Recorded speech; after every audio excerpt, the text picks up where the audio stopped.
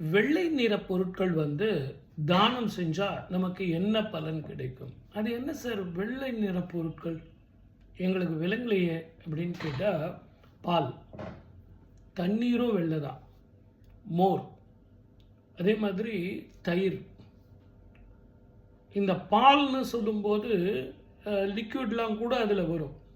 இந்த வெள்ளைன்னு சொல்கிறது அரிசியும் கலந்து வரும். தானியங்களில் பார்த்தீங்கன்னா வெள்ளை நிற தானியங்கள் எல்லாம் அதனுடைய பலன் என்ன, அதை ஏன் கொடுக்கணும், அது யார் கொடுக்கணும், எந்த நட்சத்திரக்காரர்கள் கொடுக்கணும்.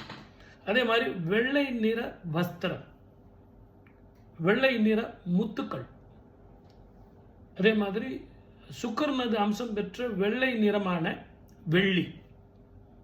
அதே மாதிரி இது ஏன் பண்ணணும் அப்படின்னா, சுக்கிரன் சந்திரன் உங்கள் ஜாதகத்தில் கெட்டு போயிருக்கா அப்படிங்கிறத பார்க்கணும். சந்திரன் நீச்சமாக இருக்காரா அல்லது சுக்கிரன் நீச்சமாக இருக்காரா அப்படிங்கிறத பார்க்கணும். இல்லைன்னா சந்திரனும் சுக்கிரனும் உற வீட்டில் இருக்காங்களா, அவங்க ரெண்டு பேரும் மறைவு ஸ்தானத்தில் இருக்காங்களா, மறைவு ஏற்பட்டால் அவங்களுக்கு திருமண வாழ்க்கையும் உடல் ஆரோக்கியமும் யூரினரி சம்பந்தமான பிரச்சனைகளும் தேவையில்லாத மனக்குழப்பங்களும் உங்களுக்கு கொடுக்குதா அப்படிங்கிறத பார்க்கணும். ஆக உங்களை பொறுத்த வரைக்கும் நான் சொல்கிறது என்னென்னா, மிக கவனமாக இருக்க வேண்டிய காலம் இந்த சந்திரனும் சுக்கிரனும் சேர்ந்திருக்கும் காலம். இந்த காலகட்டத்தில் நீங்கள் என்ன பண்ணணும் அப்படின்னா, இந்த மாதிரி ஒரு எளிமையான பரிகாரங்கள் நீங்கள் செஞ்சீங்க அப்படின்னா ஈஸியாக வெற்றி பெறலாம். இப்போ சந்திரனுக்கு உண்டான கோவிலில், சந்திரனுக்கு உண்டான நாளில் இதை எடுத்துகிட்டு போய் நீங்கள் தானம் பண்ணிங்கன்னா அப்படிப்பட்ட பலன் உங்களுக்கு என்ன கிடைக்கும்? தெளிவான சிந்தனையும் தீர்க்கமான முடிவும் தெளிவான முடிவெடுக்கக்கூடிய திறமையும் உங்களுக்கு கிடைக்கும். எல்லாருக்கும் நீங்கள் வழிகாட்டுறீங்க இல்லையா? எல்லாருக்கும் நீங்கள் வழிகாட்டும் போது உங்கள் பிரச்சனைக்கு உங்களால் வழிகாட்ட முடியல இல்லையா? அப்போது நம்ம என்ன பண்ணணும்? அதற்கு என்ன ஒரு வழி நம்ம ஏற்படுத்தணும், எப்படியெல்லாம் நம்ம ஜெயிக்கணும், எதையெல்லாம் தானம் செய்யலாம். பச்சரிசி தானம், தவிடும் பச்சரிசியும் வெல்லமும் கலந்து பசுமாட்டுக்கு தானம் செய்தால் அற்புதமான சிந்தனை, தெளிவான சிந்தனை, தீர்க்கமான முடிவு எடுக்க முடியும். குடும்பத்தில் சந்தானம் விருத்தி இல்லை, சத் சந்தானம் இல்லை, குழந்தைகள் இல்லை அப்படிங்கிறவங்களாம் சத் சந்தானம் உருவாகும், குழந்தைகள் பிறக்கும். அதே மாதிரி நீங்கள் திருநாவுக்கரசர் பார்த்தீங்கன்னா தண்ணீர் பந்தல் வச்சு நீர் தானம் பண்ணுவார். அது எதற்காக அப்படின்னு கேட்டிங்கன்னா, அந்த நீர் தானம் ஒரு உயிர் கொடுக்கக்கூடியது, உயிர் நீர் அப்படின்னு சொல்லக்கூடியது. அந்த நீர் ஒரு மனிதனுக்கு கொடுக்குறீங்க, கடைசி காலத்தில் அவனுக்கு பாலும் பழமும் கொடுத்து கூட பிரயோஜனம் இல்லை. நீர் ஊற்றுவாங்க, அதுக்கு அடுத்தது பால் ஊற்றுவாங்க, அதுக்கு பிறகு பார்த்தீங்கன்னா அவனுக்கு உயிர் இறைவனோடு சேர்ந்து விடும். ஆகவே தான் நான் உங்களுக்கு சொல்கிறது என்னென்னா, அந்த நீருக்கும் பாலுக்கும் அவ்வளவு விசேஷம். ஒரு மனிதனுக்கு ஒரு ஆச்சரியகரமான விஷயம் உங்களுக்கு நான் சொல்லணும். இயற்கையில் கடவுள் கொடுத்த கொடை தான் இந்த பால். ஒரு பெற்ற தாய்க்கு கூட பால் இல்லாமல் போகலாம். என் குழந்தைக்கு நான் பால் கொடுக்குற அளவுக்கு என்கிட்ட உடம்புல சக்தி இல்லையேன்னு அழுவலாம். ஆனால் அந்த குழந்தைக்கு தாயாக இருந்து ஒரு பசு கோ உங்களை காப்பாற்றும். பசுமாடு தன்னுடைய கன்றுக்கு கொடுக்குற பாலை, பாதி பாலை இடுக்கிக்கிட்டு உங்களுக்கு கொடுக்கும். அந்த பாலை நீங்கள் குழந்தைக்கு கொடுத்தீங்கன்னா ஆயுள், ஆரோக்கியம், விருத்தி, புத்தி எல்லாமே நல்லா இருக்கும். இது வரைக்கும் உலகத்தில் தாய்ப்பால் அப்படிங்கிறது டெலிவரி ஆன உடனே ஒரு பெண்ணுக்கு தாய்ப்பால் வருதுங்கிறது மிகப்பெரிய ரகசியம்.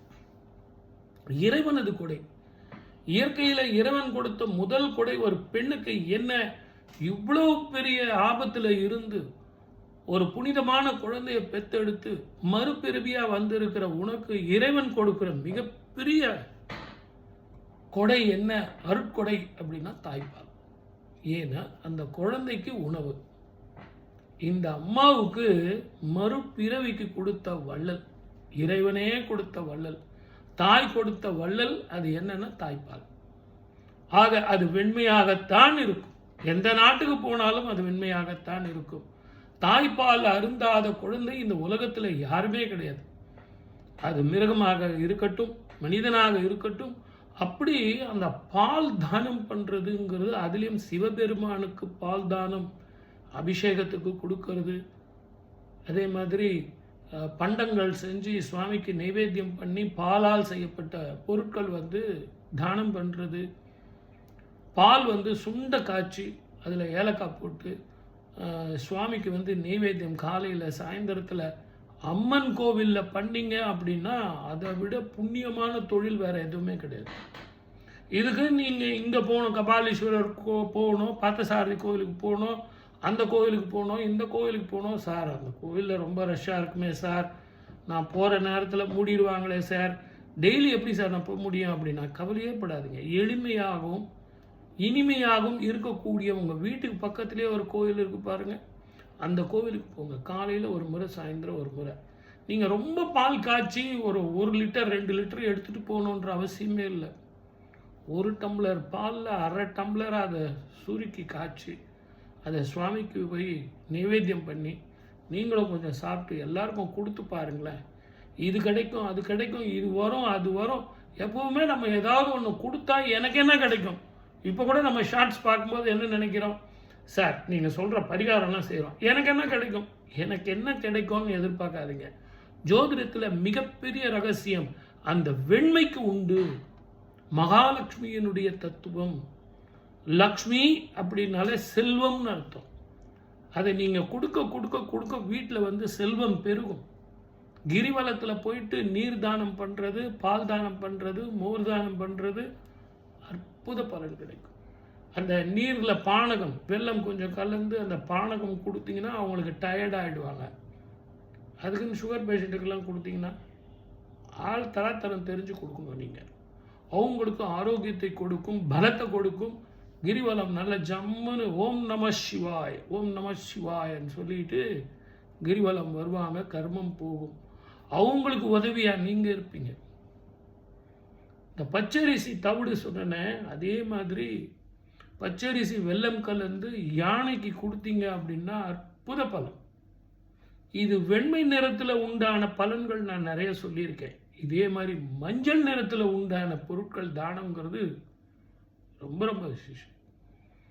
திங்கக்கிழமையில் சிவபெருமானுக்கு 9க்கு 5 நல்ல பால் மாதிரி இருக்கணும், வெண்மையாக இருக்கக்கூடிய வேஷ்டி எடுத்து சுவாமிக்கு கொடுத்து அதை அலங்காரம் பண்ணி நைவேத்தியம் பண்ணி நீங்கள் பண்ணி பாருங்களேன். உங்கள் குடும்பத்தில் ஆடை பிரச்சனையே வராது, நிறைய துணி சேரும். அதே மாதிரி செவ்வாய்க்கிழமையில் அம்மனுக்கு நல்ல ஜம்முன்னு பட்டு புடவை தான் நான் கொடுக்கணுங்கிறது அவசியம் இல்லை, ஹேண்ட்லூம் புடவை கூட கொடுங்க. ஒரு பியூர் ஒயிட் இப்போ ஆந்திராலாம் கொடுப்பாங்க. நம்ம தமிழ்நாட்டில் பியூர் ஒயிட் நம்ம கொடுக்கறது கிடையாது. லேசான சந்தன கலர் கலந்த ஒரு வெண்மை, சாண்டில் கலர்னு சொல்லுவாங்க. அந்த நிற புடவையை சுவாமிக்கு அணிவிச்சு அலங்காரம் பண்ணி நைவேத்தியம் பண்ணி செவ்வாய்க்கிழமையில் எலுமிச்சம்பழம் தீபம் போட்டு நீங்கள் போட்டு பாருங்கள், பிரமாதமான பலன்கள் கிடைக்கும். ஜோதிடத்தில் உங்களுக்கு எவ்வளவு தோஷங்கள் இருந்தாலும் இந்த மாதிரி சின்ன சின்ன பரிகாரங்கள் செஞ்சு உங்களை காப்பாற்றிக்கலாம். அதனால தான் படிக்கிற குழந்தைங்க கூட இந்த வெண்மை பொருட்கள் அவங்களால முடிஞ்ச வரைக்கும் அவங்க கையில் கொடுத்து விட்டு, அப்பா பால் எடுத்துகிட்டு போய் சுவாமிக்கு நைவேத்தியத்துக்கு கொடுத்துட்டு வந்துருப்பா, காலையில் அபிஷேகத்துக்கு கொடுத்துட்டு வந்துருப்பான்னு அவங்கக்கிட்ட கொடுத்து விடுங்க. முனையில் இருக்கிற கோவிலுக்கு, பிள்ளையார் கோவிலுக்கு கொடுங்க, முருகன் கோவிலுக்கு கொடுங்க, அம்மன் கோவிலுக்கு கொடுங்க. பெரிய பெரிய கோவிலுக்கு தான் கொடுக்கணுன்ற அவசியம் இல்லை. அப்படி கொடுத்தா அவங்களுக்கு ஞான விருத்தி. உங்கள் வீட்டுக்காரர்கிட்ட கொடுத்தீங்கன்னா பணம் சேரும், விரயமாகாது, கடன் தீரும், வீட்டில் லட்சுமி கடாட்சம் வரும். திருமணமாகாத பெண்கள் செய்தால் திருமணம் நடக்கும், குழந்தை பாக்கியம் இல்லாதவர்கள் செய்தால் குழந்தை பாக்கியம் வரும். மொத்தத்தில் இந்த வெண்மையான பொருட்கள் நீங்கள் செஞ்சு பாருங்களேன், அது கை மேலே உங்களுக்கு அற்புத பலனை கொடுக்கும். இது ஒரு ரகசிய பரிகாரம். ஸ்வேதா அப்படின்னா வெண்மைன்னு அர்த்தம். அந்த வெண்மைக்கே உண்டான ரகசியம் மாசு மறுவற்ற ஒரு நிறம். அதில் எந்த ஒரு நிறமும் கலக்க முடியாது, கலந்தால் வெண்மையாக இருக்காது.